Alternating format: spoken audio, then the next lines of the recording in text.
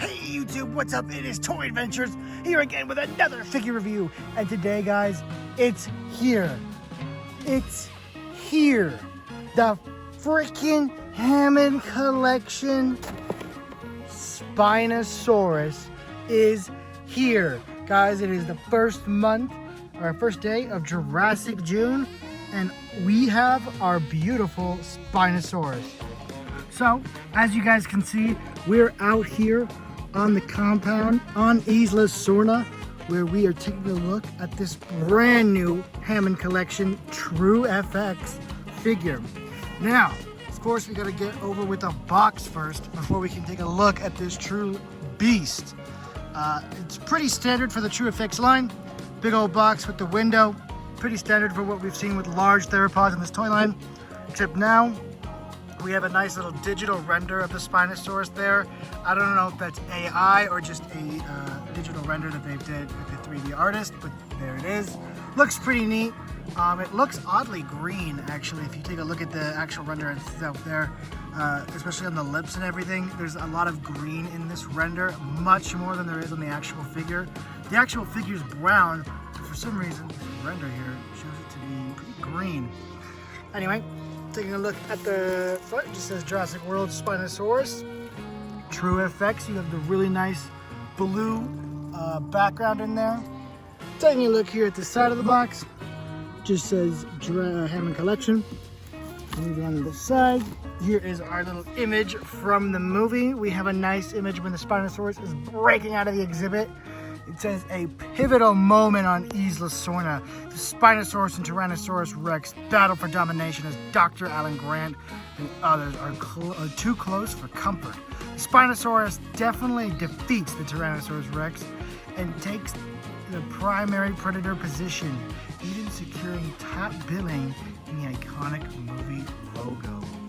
Yeah, the T-Rex got beaten. Sub-adult T-Rex got beaten by a fully grown Spinosaurus. Whatever, big deal. We've had, over 20 years to get over it by now. Nice Jurassic Park logo on the box there. Hammond Collection. This is just a really awesome image. It's so nice that it actually has a real image from the movie on the box. It just makes this feel extra special. Take a look here at the back. We do have some pretty nice little render images of the toy. Roaring, the glass eye.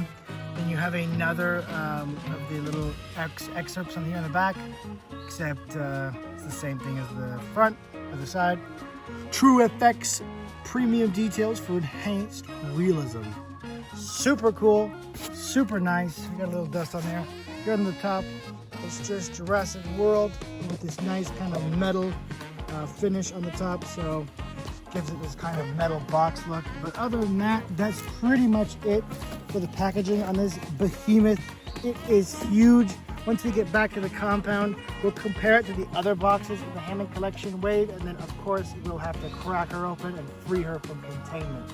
Before we do that, let's get back to the compound and see how big this box is compared to the other Jurassic World Hammond Collection boxes we've got. Alright, so here we are back at the compound, and now we can take a look at just how huge this box really is. So first, we're going to take a look at it compared to the Tyrannosaurus box. So as you can see, it is even bigger than the Tyrannosaurus Rex box, but we kind of expected that because of course it's a bigger dinosaur. And then here it is compared to the Giganotosaurus box, and even then, it is still much taller than the previous boxes we've gotten before. And a lot of this can be chalked up, of course, to the Spinosaurus sale, but yeah, it's just a really nice, huge, satisfying box.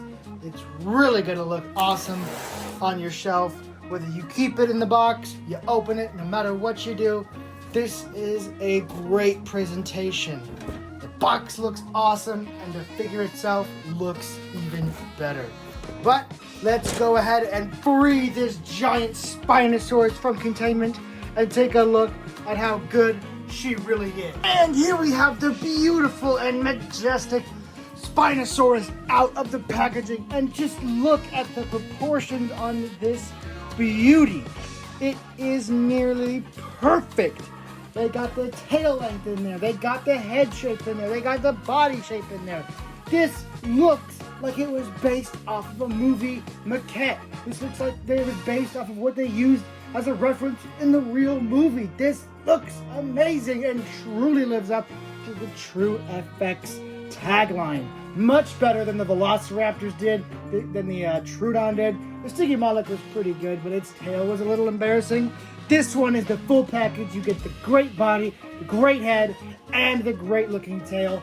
Everything here is just correct. Much like the Giganotosaurus, they knocked this one out of the park, especially when it's in this default pose. It looks like, you know, just like one of those renders from JP3 where they were doing all the size comparisons and whatnot. It is fantastic. Now, ranting and raving aside about its proportions, let's get in close and take a look at the details, because that is where this thing also really shines. So we're going to take a look here at the body first. As you can see, we have this really nice brown mane color for the body with the iconic white stripe going along the neck and the side of the body. We're also treated to some nice dark brown, almost burnt umber dry brushing going along the back here around the haunches and on the front of the thigh as well. It gets really dark right here. You also have some extra white striping. This isn't entirely accurate, but then again, the Spinosaurus' skin design is extremely complicated. If you ever take a close look at any of the screenshots from JP3, you'll notice there is tons and tons of color mixing going on in that skin design, and trying to get it in a professional sense for a mass-produced toy, it would have been more impossible than Rexy, than the Bull T-Rex, and any of them. It's just such a complicated, interwoven design, and really the best you can do is what Mattel usually does, and just kind of simplify it. And I think they did a really good job here, for the most part. You've probably heard people complain about it, and I'm going to complain about it right now. One of the issues with the color scheme is the sail is not nearly vibrant enough. If we take a look again at the box, here it shows here on the box, it's even how vibrant that sail should be. There should be blues with black outlines and dark blue outlines. It should start dark and fade into light. There should be a lot of color going on the sail that there just isn't, and it's really strange why they omitted that. It's such an iconic part of the design. You know, everybody knows it has the red and white face. It has the white stripe from the head to the back, and the sail has blue highlights. These are iconic parts of the Spinosaurus color scheme that I just feel are missing. You do have a little bit of what seems like blue dry brushing in the sails, but it's just not nearly enough to, first of all, even be visible. Second of all, to accomplish the color scheme that is needed on the sail. So this sail is kind of a disappointment. It's not all the colors it should be, not nearly, and it is very noticeable considering how iconic and key it is to the Spinosaurus overall color palette. So that is definitely missing. But I think the face here really makes up for it once we pull into the face here. As you can see, this is a fantastic representation of the JP3 Spino with the red, the white, and the black outlining and dotting. It just looks so great, especially for a Mattel figure. I like it more on this side. I feel like this is a much more, I don't know, interesting looking side of the face paint-wise. It just looks amazing. You have the really nice white striping going up from the bottom of the lip to the top of the snout with that black, or not really black, but dark gray kind of outlining. I always thought it was supposed to be outlined, but here it seems more like it's just speckled on. And regardless, it gets the point across and it looks fantastic. The teeth are the new kind of Mattel teeth that we can expect, where they are separate pieces. They look absolutely perfect. There is nothing wrong with these teeth. This is a ballpark win right here. The tongue is your standard little rubbery bit. Moves up and down. That jaw is kind of stiff, but there's a good part to this. Yeah, it's a little hard to open up and down at first. You kind of loosen it up as you go, but it has a really tight grip, like a really tight grip. Like, look. So, you know, if you want to have it gripping action figures, I feel like this is the one figure out of all the Hammond collections that can... Look at that. I'm really shaking it as hard as I can, and it's not flying out of the mouth. That is what I've been wanting forever. Just to have something with proper grip to the jaws. This absolutely does. This thing can pick up figures. It can thrash them like it does in the movies. This is great. I love that they added a lot of friction and power to the clamp of the jaws. So you can have it bite things, hold things in its mouth convincingly. Hell, like I do with filming, shake things around in its mouth and it's gonna stay put. This is a very welcome addition, but an also very subtle one that not a lot of the other figures even considered. You know, you put something in their mouth and their jaw would just open up and there'd be no friction. You couldn't have a figure get latched in there like they should, getting eaten and whatnot. But this one has very, very nice and tight grip to the jaws that allow for figures to be stuck in there, to be posed in there, and to be played with, quite frankly. So really, really nice to see that finally implemented in the figure, and I hope it is a mainstay throughout. I'm not entirely sure what other big theropods they could go for unless they start doing like the Buck and the different variations of T-Rex, but I'd be there for that. I mean, I'd love to get another Hammond collection Spino based off of Rebirth, and even Camp Cretaceous Spinosaurus. It's an amazing mold. Why not make more of them? You know what I mean? So, yeah. Anyway, that's it for the colors and the detail, sculpt-wise. It is fantastic, and I really do think this is some of, if not Mattel's best work here.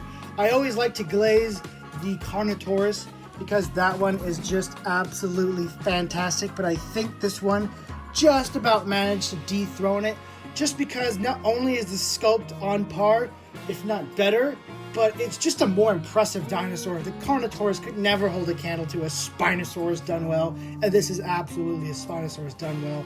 So of course, I think this one pretty much takes their cake for the new best Hammond collection. But I'm getting a little ahead of myself. Well, first we're gonna go on to articulation after we're done with the colors here. The last thing I really need to cover, you know, color-wise, is the eye. And it's a little hard to get because of all the light, but this is easily the best glass eye we have gotten from Mattel, period. It is big, it is very clear, and it is very easy to distinguish the pupil in there. This looks amazing, and on camera it's a little tricky to get, but you can kind of see it nicely there. You have a very, very convincing glass eye. The way the light hits it, the pupil, everything about it is just perfect.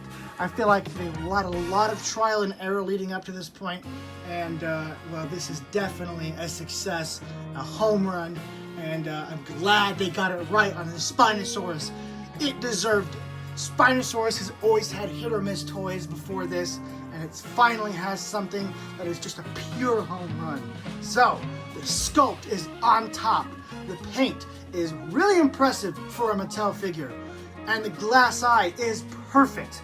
Now let's get on to articulation to see if this is just an all-around perfect Hammond collection figure.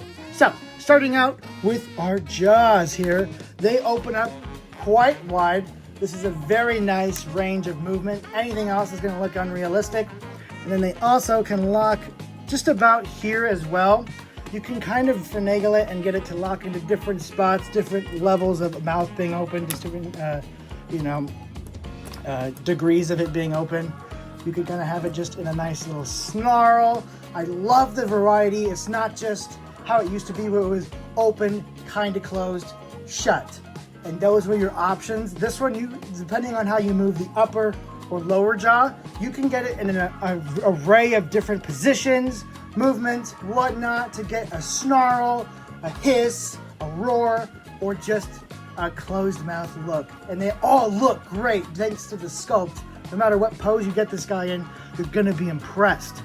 Now, moving on to the back of the neck here, you have a fantastic range of movement. You can look down pretty nicely. You can look not really up, but just straight, really nice. Left to right is actually very fair. especially for just one of the neck joints. It's really nice how much movement you get in there. Same thing with the next neck joint here. A ton of left to right movement. Pretty fair down movement, but a ton of up movement. And that's what allows the Spinosaurus to look up, is that back of the base, or back of the neck here. Moving down to the arm, you do have a hinge and rotation. Oh, did y'all see that? Okay. Well, it popped out. Luckily, it's not broken or anything. It's just, you know, the peg. But that is concerning. Funny enough, you know what other figure did that to me, where the arm constantly pops off? Is this guy's cousin, the Baryonyx. That one's arm is always popping off on me. So it's kind of funny that his big cousin does the same. But anyway, 360-degree rotation here at the shoulder. And you have hinge and rotation here at the elbow as well. And hinge and rotation here at the hand. The hand is a soft, rubbery material. I've heard people complain about that, but it's really not that big of a deal because it's kind of the same thing on the Giga, I believe. I don't know. Well, of course, we'll compare them in just a bit, but yeah, it's not that big of a deal. It's not going to get in the way of you repainting. I would just say use a thinner coat of paint on the hands and you'll be just fine.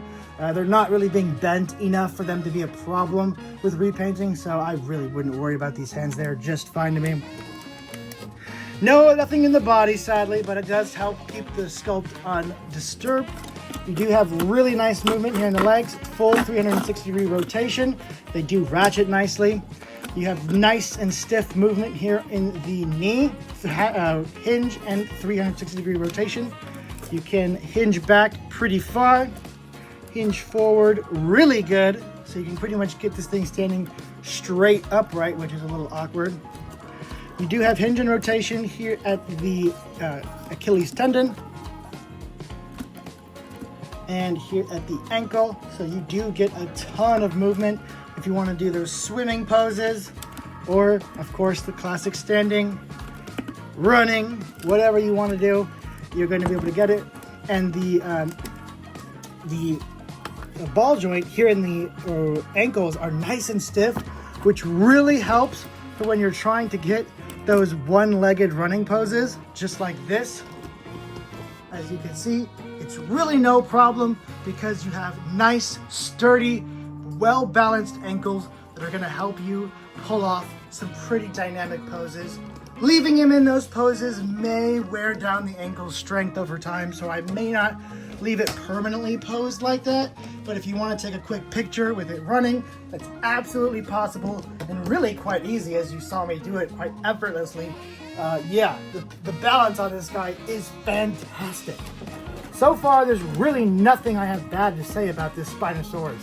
Now let's get on to size comparisons, because this thing is a titan. All right, so of course we got to start out at the bottom of the barrel with a standard human figure. We're going to use a Mattel Hammond Collection Owen Grady right now. Hey guys, can we get some more Hammond Collection figures, like some of the Engine Hunters, some of the Lost World staff, God forbid, some of the JP3 crew. So as you can see, the size for a human is fantastic. It is right where it should be. This thing is towering over him and just looks super nice. Here with the Velociraptor, you can see the size is still massive. Of course, now we're gonna move up to something a little more impressive, like the previous best Hammond collection ever, the Carnotaurus. I just love this thing. These are easily my two favorite of this entire line. Right here, you're looking at them. The best of the mediums and the best of the large dinosaurs. The Carnotaurus stands about face level with the Spinosaurus, about face height. And finally, we of course have to do it against its nemesis, the first of all the Hammond collection giant theropods, the T-Rex. And man, look at the improvement over the years. I mean, geez. Let's just take a look at all of the improvements. Let's move this guy out of the way. The feet, the teeth, the sculpt, the proportions, everything has just been completely improved. And you're looking at like I think it's been 3 years. I believe it's been 3 years of just non-stop improvements over each figure, and it's gotten to a point where we have this perfect Spinosaurus. And the sizing here is pretty damn good. Again, what we saw in Jurassic Park 3 was this Spinosaurus versus a juvenile T-Rex. So this is about accurate for a fully grown T-Rex, especially Rexy, against a fully grown Spinosaurus. And last but not least, we're going to do it with the Giganotosaurus, because this is the other giant theropod of the Hammond collection wave. And a lot of people have been using this figure as a base to make their own custom Spinos in the meantime, waiting for the Spinosaurus to arrive. And yeah, I mean, they looked pretty good, but now we have the real thing, and this still looks really cool. The Giga is bigger, of course, because it is supposed to be bigger, but it isn't taller thanks to the spine. It's just bulkier and I think longer. So anyway, that has really been all I have to say about this Spinosaurus. Well, that's a damn lie. You know I could go on for hours just rambling about how pretty it is and how nice it is and how long we've waited for such a nice Spinosaurus figure. But I'll spare you guys all that. I'm going to give this figure an easy 10 out of 10. There's really nothing I could have improved on this, you know, outside of Mattel giving it a better paint job. That's really all that I could say that would save this thing. Not even save it, but just elevate it to a new plateau. So yeah, definitely go get this thing out when you find it. It's gonna be tough to find. I was up at 11 o'clock last night when these things dropped on the website for pickup, and they were just, boom, this store was out of stock. Boom, that store was out of stock all of a sudden. Boom, that store was out of stock. They were just dropping like flies. Stores that said in stock just went boom, out of stock, boom, out of stock, boom, out of stock. And these are not people pre-ordering them online. They're pre-ordering them for in-store pickup. So Jurassic fans are moving out in herds to buy these. So anyway, guys, that's really all I have to say about it. Like I said, this is a 10 out of 10, and I do not give those reviews out very often at all, but this one qualifies. The sculpt is there. The paint is above average. The proportions are better than they have ever been. This is just A+, A+, A+, A+. Now make sure you go out and catch yourself one of these. I really hope they flood the market with these Spinosaurs, because everyone deserves to get one. It's just a superb figure and easily the best of the Hammond collection, the best it has to offer. And it's just so great that it gets to be the Spinosaurus. Like I said, it just deserved this victory. We all deserved this victory. And I hope you all get a chance to get this figure, get a couple of them, do some customs with it, have fun with this amazing figure. All right, guys, this has been a momentous occasion, a long-awaited moment, and I'm glad I get to share it with all of you. And I hope you all are very excited for the very many toy movies that are going to be made with this thing. There's several customs you'll see. Just, you know, you can expect greatness coming. All right, guys. That's it for the review. Thank you all so much for watching, and stay tuned for the plethora of Rebirth reviews we got coming in the pipeline. This has been Toy Adventures signing out, guys. I'll catch you guys later. Peace!